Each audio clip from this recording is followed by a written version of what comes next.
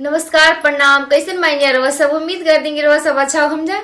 हम भी अच्छा बानी। अभी जा रहे में कि प्यारा सा मानर पूजाई गीत सुनावे। अगर वह सब चैनल पर नए हो तो चैनल के सब्सक्राइब कर देम जा और लाइक कर देम जा। कमेंट में बताएं जरूर सबके हमारा गीत कैसा लागल हुए।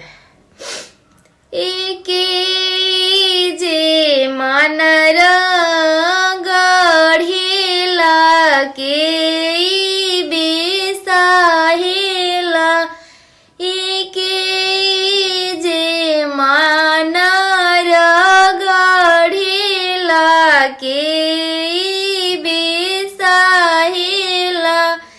एके करा दुआरे बाजन बाजेला, बाजत सुहावना।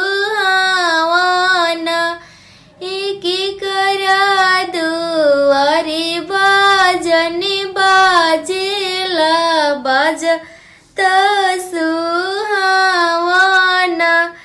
एक एक कर पवारे खियाई गईले मानरा बेसहायत,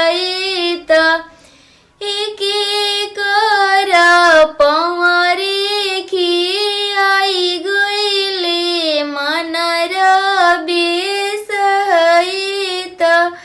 एक कर मोती साड़ी झरी गईले मानरा परिचयत, एक कर मोती साड़ी झरी गईले मानरा परिचयत। ए बढ़ई जे मानर गढ़ेला चमरा बे